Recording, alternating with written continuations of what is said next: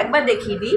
এই যে হলো মাছের মাথা দিয়ে ডাল, ইলিশ মাছ, পাবদা মাছ, খাসির মাংস, চাটনি, ঘ্যাটকোল পাতা, 5 রকম মিষ্টি, পায়েস, ফল, আর এখানে 5 রকম ভাজা। হাই বন্ধুরা, কেমন আছো সবাই? আশা করি তোমরা অনেক ভালো আছো। আমিও ভালো আছি ঠাকুরের আশীর্বাদে আর তোমাদের এত এত ভালোবাসায়। পুচকুসোনার জন্মদিনের ভিডিওটা দিতে একটু দেরি হয়ে গেল, তাই আজ চলে এসেছি পুচকুসোনার জন্মদিনের ভিডিও নিয়ে। তো আমাদের 5 বছরের আগে কেক কাটার নিয়ম নেই, তাই জন্য আমরা কেক কাটবো না। আর অন্য রকমভাবে কীভাবে আমি বার্থডেটা করব সেটাও তোমাদের সাথে আজকে শেয়ার করব। দেখো, এটা কিন্তু পুচকুসোনার খিচুড়ি। এত কিছু রান্নার পরেও কি খাবে পুচকুসোনা?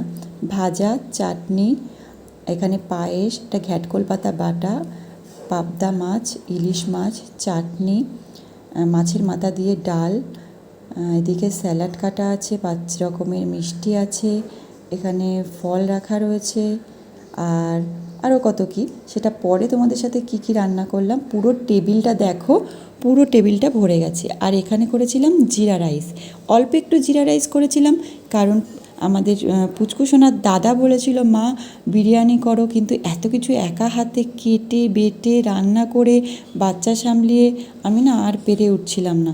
তাই জন্য আমি বললাম থাক, জিরা রাইসটা খুব তাড়াতাড়ির মধ্যে হয়ে যায়, তো আজকে জিরা রাইসটাই করব, কারণ বিরিয়ানি করতে একটু টাইম লাগে। আর তারপরে এদিকে খাসির মাংস, এদিকে 2 রকম 3 রকমের মাছ, এদিকে ডাল, তারপর পুচকুসোনার টাইমলি খাওয়া, আবার একটা ব্রাহ্মণ বাচ্চা সব খাওয়াবো আর কি, তারাও ঠিক টাইমলি চলে আসবে। এবার তাদের যদি তারা না খেত তাহলে একটু দেরি হলেও অসুবিধা ছিল না, কিন্তু তারা ঠিক 12টা, 12:30, 1টার মধ্যে তারা চলে আসবে। আমি তাহলে কিভাবে তাদেরকে আমি খেতে দেব? এত রকম রান্না করে তারপরে যদি বিরিয়ানি করতাম, আর ব্রাহ্মণ যেহেতু খাবে, ব্রাহ্মণকে খাওয়াবো, ওই জন্যে মাংসটা তাদের ব্রাহ্মণকে আর দিইনি।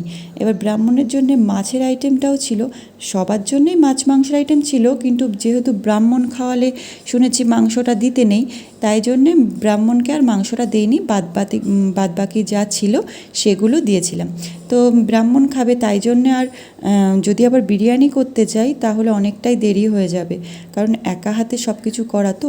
এবার তাই জন্য, আর সেদিন রবিবার ছিল, আর ওর বাবার ছিল কাজ, খুবই ব্যস্ততা রবিবার সোমবার, ওই জন্যে আমি আর একা হাতে কিভাবে কি করব, ওই জন্য আর বিরিয়ানি করিনি, জিরা রাইসটা করে দিয়েছিলাম। তো এই যে পুচকুসোনার থালিটা সাজানো হচ্ছে সব রকম ভাজা দিয়ে, এপাশে সাদা ভাত আর ওপাশে জিরা রাইস, আর বেশ মনের মতো করে সাজানো আরও ইচ্ছা ছিল।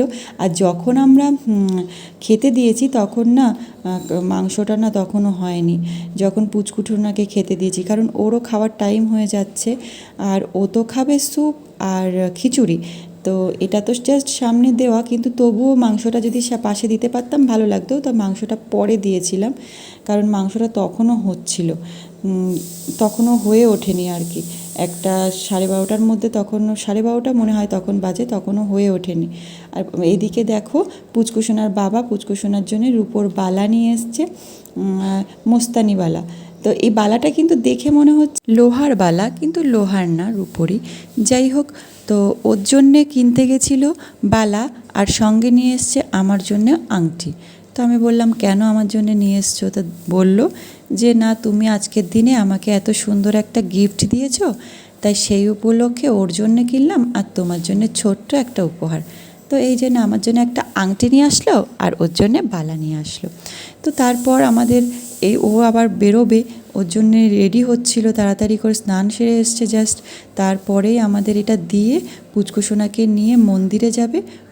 আরেকটা কথা, আমাদের বাড়িতে অনেকগুলো বাচ্চা, কিন্তু সবাই বলছে কেক কাটা হবে, কেক কাটা হবে, কিন্তু আমাদের যেহেতু নিয়ম নেই, তাই ওর বাবা কেক আনবে না, বলে সব রকম জিনিস করব, সব রকম রান্না করো, কিন্তু কেক কাটা হবে না। আমি বললাম ঠিক আছে, আর ও যখন বলতে পারবে কেক আনো, যদি কখনো বায়না করে তখনই আনবো।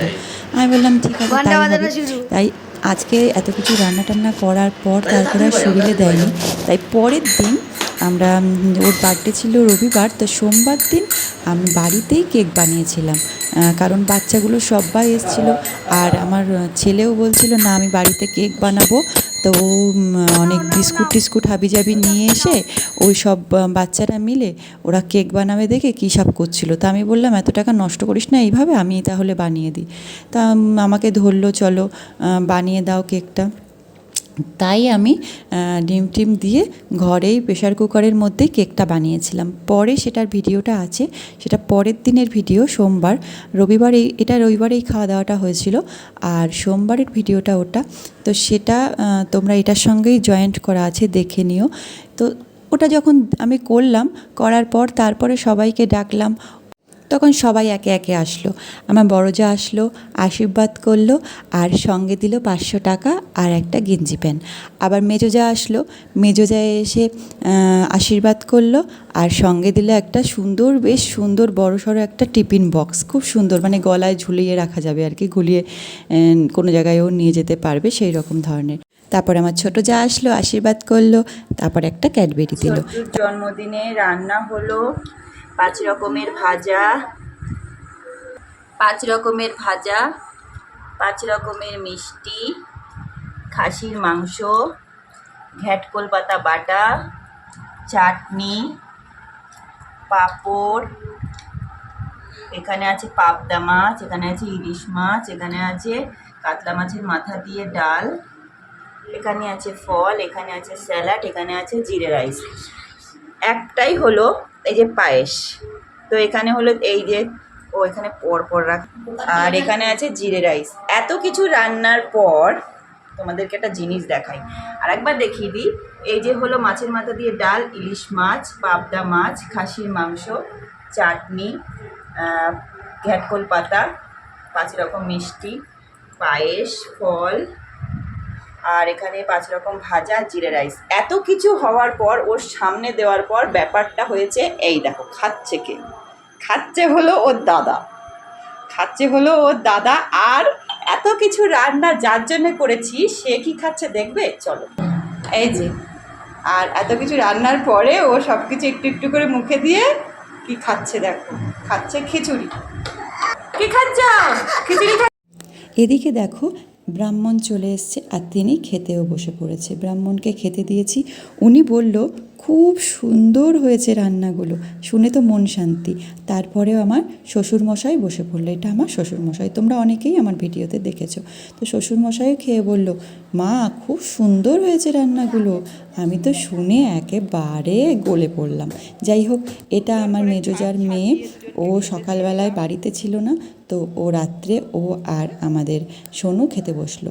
আমার বড়জার মেয়েও খেয়েছিল, কিন্তু তখন আর আমার ভিডিও করা হয়নি। তখন আমি এদিকে ব্রাহ্মণকে খেতে দিচ্ছিলাম, এদিকে ওদেরকে খেতে দিচ্ছিলাম, এদিকে ব্রাহ্মণকে গুছিয়ে টুছিয়ে দিচ্ছিলাম, এদিকে রান্না হচ্ছিল, ওদিকে আবার মাংসটা নামিয়ে ঠিক করছিলাম। ওই জন্যে আর ওই ভিডিওগুলো করা হয়নি।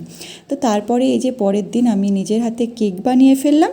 কেক বানিয়ে তারপর সবাই মিলে, সব বাচ্চারা তো ধরেছিল যে কেক বানাতে হবে, তারপরে পুচকুসোনা কাটবে।